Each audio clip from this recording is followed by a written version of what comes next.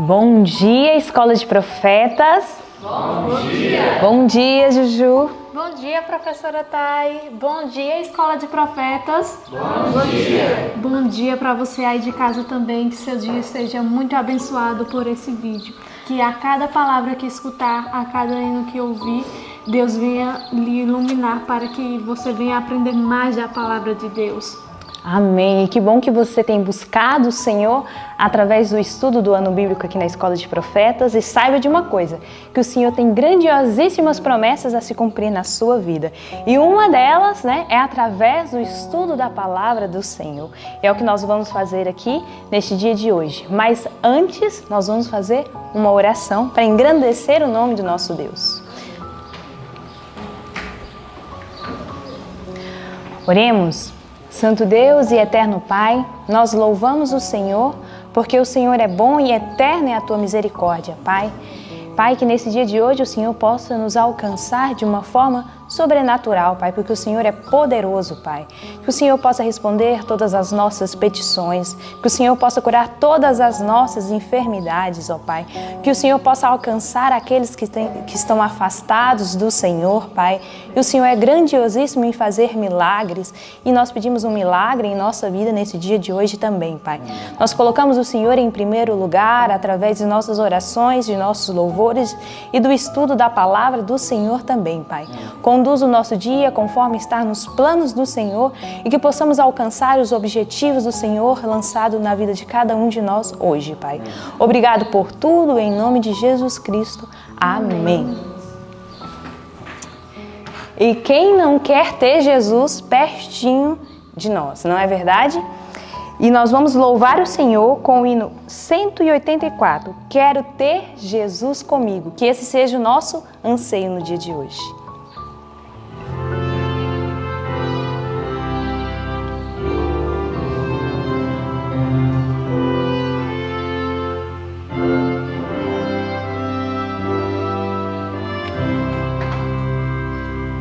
Quero ter Jesus comigo, quero a sós com Ele andar.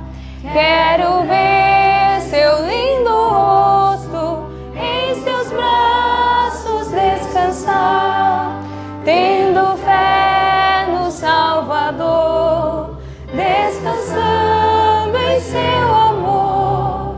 Seguirei no meu caminho, sem tristeza, sem temor. Quero ter Jesus comigo, frágil sou em minha fé. Sua voz me dá conforto quando me vacilo o pé. Quero ter no Salvador, descansando em seu amor. Seguirei no meu caminho, sem tristeza, sem temor. Quero ter Jesus comigo, sempre aqui em meu viver, no lazer e no trabalho, no pensar e no prazer, tendo fé no Salvador, descansando em seu amor. Seguirei no meu caminho, sem tristeza, sem temor.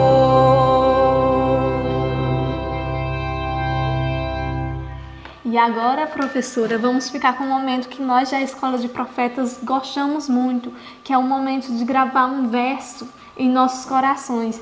Nós falamos ele durante toda a semana e tenho certeza que ele já vai estar gravado no coração de cada um aqui. Amém. Que se encontra lá em Jó 19, do 25 ao 27. Então vamos contar? 1, 2, 3. Jó 19, do 25 ao 27. Porque eu sei que o meu Redentor vive e que por fim se levantará sobre a terra. e depois de consumida a minha pele, contudo ainda em minha carne, verei a Deus. Vê-lo-ei por mim mesmo, e os meus olhos, e não outros o contemplarão. E por isso os meus rins se consomem no meu interior. Jó 19, do 25 ao 27. Jó 19, do 25 ao 27. Porque eu sei que o meu Redentor vive, e que por fim se levantará sobre a terra. E depois de consumida a minha pele, contudo ainda em minha carne, verei a Deus. Vê-lo-ei por mim mesmo, e os meus olhos, e não outros o contemplarão. E por isso os meus rins se consomem no meu interior. Jó 19, do 25 ao 27. Jó 19, do 25 ao 27. Porque eu sei que o meu Redentor vive, e que por fim se levantará sobre a terra. E depois de consumida a minha pele, contudo ainda em minha carne, verei a Deus. Vê-lo-ei por mim mesmo, e não meus olhos, e não outros o contemplarão. E por isso os meus rins se consomem no meu interior. Jó 19, do 25 ao 27. Amém. Louvado seja Deus. E agora nós vamos ficar com o estudo do nosso ano bíblico, né? Que o Senhor alcance o seu coração. Amém. Bom dia, Escola de Profetas. Bom dia. Bom dia, querido irmão que está em casa. Bendito seja o nome do Senhor pela sua vida, pela palavra de Deus sendo estudada, pelas transformações que certamente o Senhor Deus está fazendo na sua casa. Essa é a nossa chance de, nas primeiras horas da manhã, nós entrarmos em contato com a mente divina, de entendermos como é que Ele trabalha e aprendermos dele, que é a única razão de nossa história. Louvado seja o nome do Senhor. Nosso estudo de hoje está em Êxodo capítulo 1 ao capítulo 4. Que história fabulosa o Senhor Deus tem ali para nós. Êxodo 1 ao Êxodo 4. Quando eu penso nas coisas que nosso povo passou, nos planos de Deus se desenrolando, os detalhes acontecendo para que a palavra de Deus funcionasse, eu fico pensando, ó Senhor, bendito seja o teu nome, pelo êxodo dos filhos de Deus, pelo trabalho de Deus na terra, pelo plano da redenção sendo formado. Agora veja que interessante. Nós tínhamos acabado de ver que o povo de Israel desceu para o Egito, por causa de José. E com relação à vida de José, nós só temos vitórias para contar. É um ente da nossa história, um personagem de nossa vida passada, que nos contam de forma muito clara que nosso Deus, quando toca numa vida, é para fazer aquela vida se transformar numa bênção muito grande. E o povo de Israel, que foi instalado por José em Gósen, sob orientação de Deus, ali estava na terra de Gósen, como alguns falam, aquele povo de Deus que estava separado. E por algum tempo o povo realmente se manteve dessa forma. Olha como é que a inspiração nos fala sobre este povo. Ó, presta atenção, permaneça com a sua Bíblia aberta em Gênesis 1 a 4 e eu vou ler um pedacinho do Patriarcas e Profetas, capítulo 22. Os israelitas já se haviam tornado muito numerosos, frutificavam e aumentaram muito e multiplicaram-se e foram fortalecidos grandemente, de maneira que a terra se encheu deles. Sob o cuidado amparador de José e o favor do rei que então governava, tinham-se eles espalhado rapidamente pelo país. Agora se impressione com essa frase, olhe só. Mas haviam se conservado como uma raça distinta, nada tendo em comum com os egípcios. Você sabia que por muitos anos o povo de Israel não se misturou com os egípcios? Este ano que passou, nós estivemos no Egito e foi a primeira vez que eu estive lá. Eu quero confessar para você e dizer para você que eu nunca vi um lugar tão pobre e miserável como o Egito. Inclusive, eu pensei em passar essas fotos para você. Observe o Egito hoje.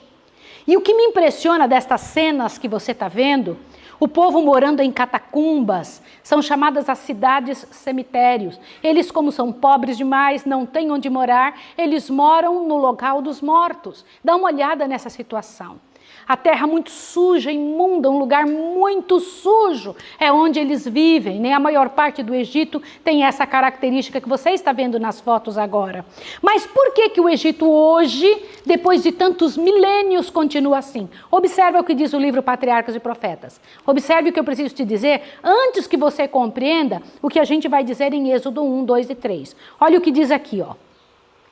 O povo do Egito, estou lendo logo o início. O povo do Egito, a fim de suprir-se de alimento durante a fome, vendera à coroa seu gado e terras e finalmente prenderam-se à servidão perpétua. Como? Servidão perpétua. Aí você pode dizer, não, mas era só aquela geração. Você sabia que o Egito nunca mais se levantou? O Egito nunca mais se levantou desde essa situação. E quando eu paro para pensar nisso, falo, meu Deus do céu, que situação terrível. Enquanto o povo do Egito estava entregue à miséria, o povo de Israel estava crescendo, se transformando numa bênção muito grande. O povo de Israel tinha entre eles pessoas extremamente inteligentes, capazes, eram artesãos hábeis, muito capazes. E o povo do Egito precisava dos israelitas e da capacidade que Deus colocava em sua mente. E por que o povo de Israel era abençoado dessa maneira? Não era simplesmente porque eles eram o povo do Senhor, mas porque eram abençoados por estarem servindo a Deus naquela terra estranha. E o novo faraó que se levantou não gostou disso. E ele olhou e não conheceu, não que não conhecesse José, todo mundo sabia quem era José. Mesmo que José havia sido morto, a fama de José tinha ido para todos os lados, mas eles não quiseram reconhecer a bênção que Deus dera e por ciúme e inveja, mandaram começar a trazer algumas dificuldades, né? Qual foi a primeira dificuldade que eles trouxeram sobre os israelitas? Eles amarguraram a vida do povo de Israel, fazendo-os escravos. E não adiantava, quanto mais os pisavam, mais eles cresciam. Até que aconteceu a situação das parteiras, você se lembra disso? Faraó chama as parteiras e diz, quando vocês forem atender as mulheres hebreias, matem as crianças. As parteiras com dó, né, e com temor a Deus, disseram, não vamos fazer isso não. E elas mentiram para Faraó, disseram, quando a gente chega lá, as mulheres hebreias, que são muito fortes, já deram à luz. E então começou um momento mais difícil ainda para o povo de Israel. E o momento foi dificílimo. No meio disso, o Senhor Deus, a providência divina, faz nascer o libertador.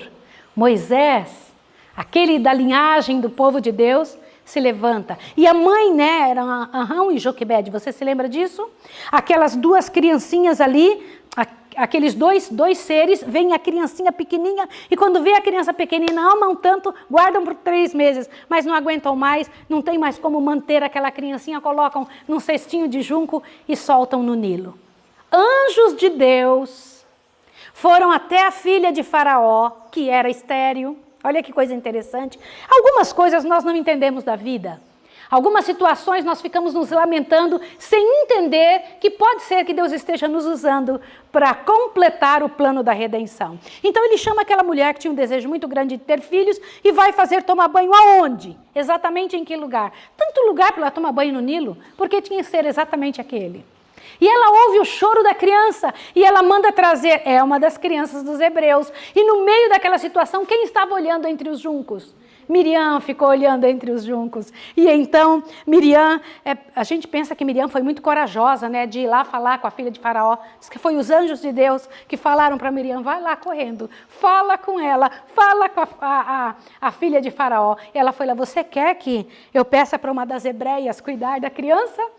Imagine que Joquebede ganhou um salário para cuidar de seu próprio filho. E eu acho isso tremendo e poderoso demais.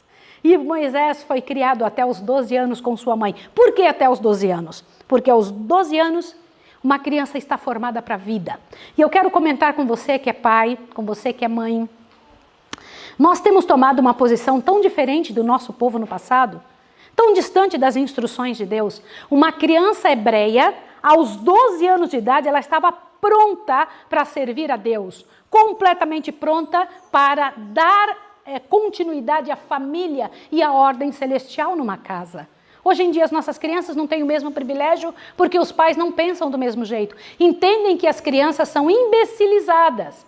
Dão às crianças mais atenção do que elas precisam e não lhes exige absolutamente nada. As crianças vivem infelizes porque delas não é exigido aquilo que elas poderiam conceder para a humanidade. No tempo de Israel não era assim. Moisés, aos 12 anos, estava pronto e foi entregue à sua mãe adotiva. E lá no palácio, Moisés cresceu entendendo que ele era filho de Deus. Observe essa parte aqui, que eu preciso ler para você, porque me enche o coração. Na corte de Faraó, Moisés recebeu o mais elevado ensino civil e militar. O rei resolveu fazer de seu neto adotivo o seu sucessor no trono. E o jovem foi educado para a sua elevada posição. Agora te assuste. Imagine o homem mais importante da terra em sua época pegar um hebreu, que ele sabia que era um hebreu, e querer colocar no trono do Egito. Agora veja. E Moisés foi instruído em toda a ciência dos egípcios e era poderoso em suas palavras e obras. Eu não sei se você sabe, mas olha a grandeza intelectual de Moisés, que o distinguia dos grandes homens de seu tempo. Olha o que ele era. Como historiador, poeta, filósofo, general de exércitos, legislador, não tem par. Todavia, o mundo diante de si teve a força moral para recusar as lisonjeiras perspectivas da riqueza, grandeza e fama, escolhendo antes ser maltratado com o povo de Deus do que por um pouco de tempo gozar o gozo do pecado. Você sabia que Moisés tinha todas essas qualificações? Porque foi educado na corte mais poderosa da época. Era para ser o dono do mundo. Mas observe o que foi que os anjos disseram a Moisés. Olha o que está aqui. Ó. Sua habilidade como chefe militar tornou-o o favorito do exército do Egito. Era geralmente considerado personagem notável. Satanás foi derrotado no propósito de acabar com Moisés.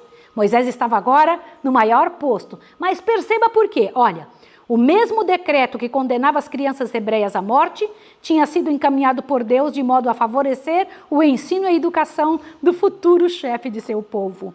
Os anjos também instruíam Moisés quanto a havê-lo Jeová escolhido para quebrar o cativeiro de seu povo, supondo que deveriam obter sua liberdade pela força das armas. Mas ele tinha a expectativa de levar o exército hebreu contra as hostes do Egito, e tendo isto em vista, prevenia-se contra as afeições a respeito de sua mãe adotiva. Moisés pensava assim, eu não posso amar muito a minha mãe, porque um dia eu vou liderar os exércitos contra o povo do Egito. Eu mesmo vou liderar. Não sabia ele que Deus tinha outro plano para esse homem. E foi pensando nisso que Moisés matou a primeira pessoa. Moisés pensou, eu não posso deixar meu povo sofrer. E ele matou. E ele precisou fugir do Egito. E então Moisés foi para o deserto, como você já sabe, e teve que desaprender uma série de coisas. A capacidade mental de Moisés era imensa, mas ele confiava mais no seu braço do que no braço de Deus. E isso me impressiona demais. Moisés era um homem poderoso, mas precisou passar 40 anos desaprendendo o que ele havia aprendido em 40 anos no seu tempo, no tempo com sua mãe e no tempo no Egito com sua mãe adotiva. E eu tenho parado para pensar sobre isso e pensado em nossa própria vida em relação a essa nossa insegurança como povo. E foi lá, no deserto, onde Moisés foi provado que o Senhor Deus lhe apareceu numa sarça ardente. Ele era um dos grandes pastores daquele deserto e pastoreava os rebanhos de Jetro, seu sogro. E foi ali que o Senhor Deus falou com ele. E agora esse homem, depois de 40 anos, aprendendo das ovelhinhas, da mansidão das ovelhas, disse ao Senhor que não sabia falar, e que não tinha poder, que não tinha capacidade, porque havia perdido tudo isso.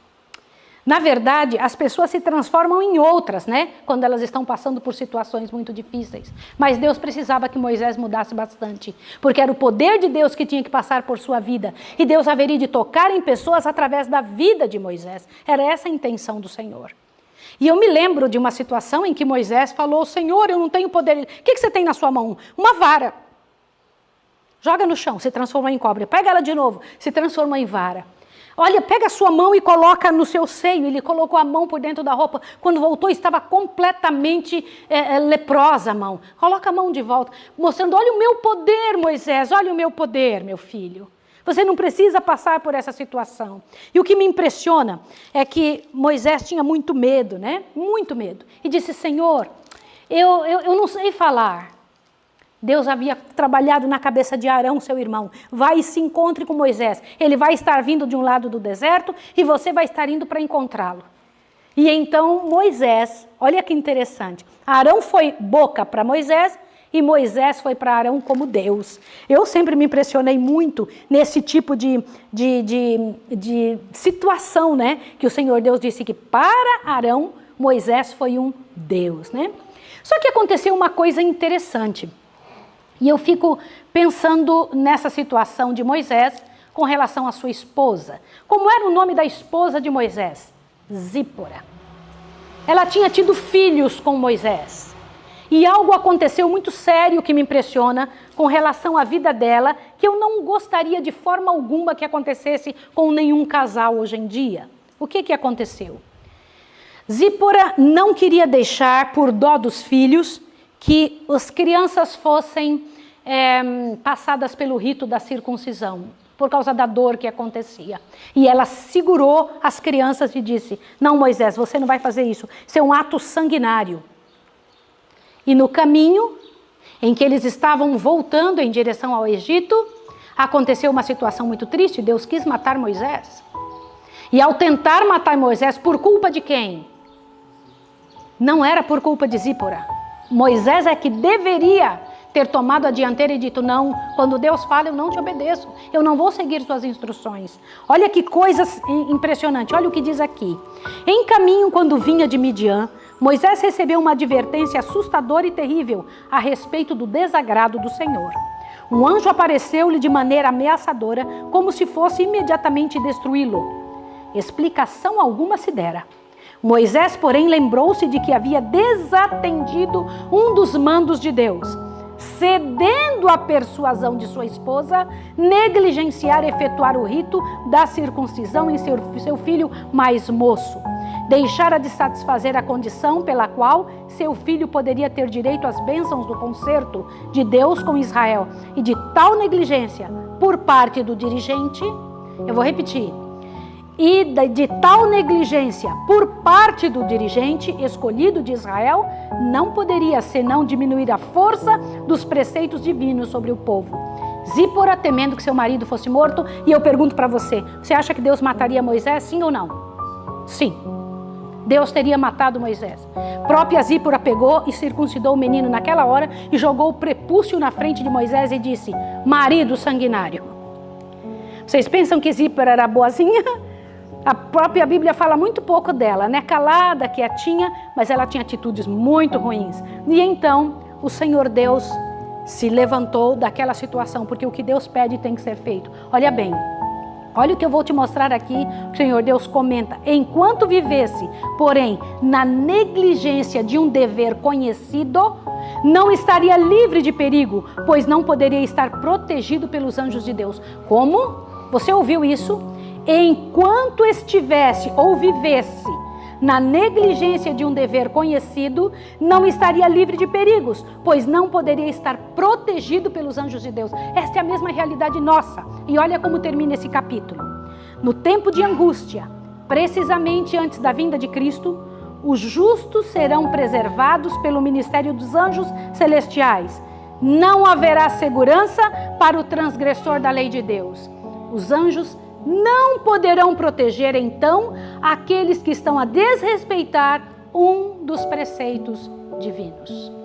Que Deus tenha misericórdia de nós como povo seu. Que o Senhor nos ajude pela sua graça, pelo seu poder, a mantermos uma leal posição diante do Senhor.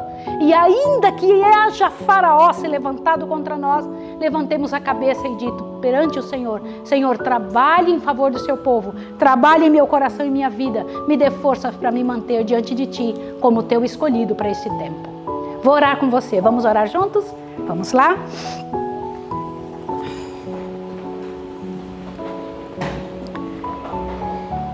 Santo Deus e amado Pai, louvado seja o teu nome, pela chance que temos de entender as histórias do passado, o que aconteceu com seu povo e tua providência para salvar seu povo de situações ruins.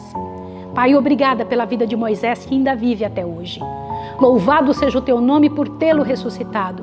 Bendito seja o teu nome por tê-lo fortalecido e levar um ser humano pobre e simples da terra a uma posição tão alta como essa que ele vive agora, que vive no céu. É a mesma situação que passaremos. Teremos que enfrentar situações difíceis, de provas nessa terra, de enfrentamentos com o inimigo, de seres dessa terra, pessoas dessa terra, governos dessa terra que se voltarão contra nós. Mas tu ainda és o mesmo Deus que livrou Moisés, que levantou o seu povo do Egito para a terra de Canaã. Em tuas mãos eu entrego, Pai de amor, estas pessoas que estão ouvindo e a mim mesma, te pedindo em nome de Jesus que nos dê visão clara do que devemos fazer, de como devemos agir e que nenhum pecado escondido ou negligenciado, Senhor, possa de alguma forma nos tirar a chance de terminar os nossos dias como vencedores. Em nome de Jesus. Amém, Senhor. Amém. Que Deus abençoe você e até amanhã.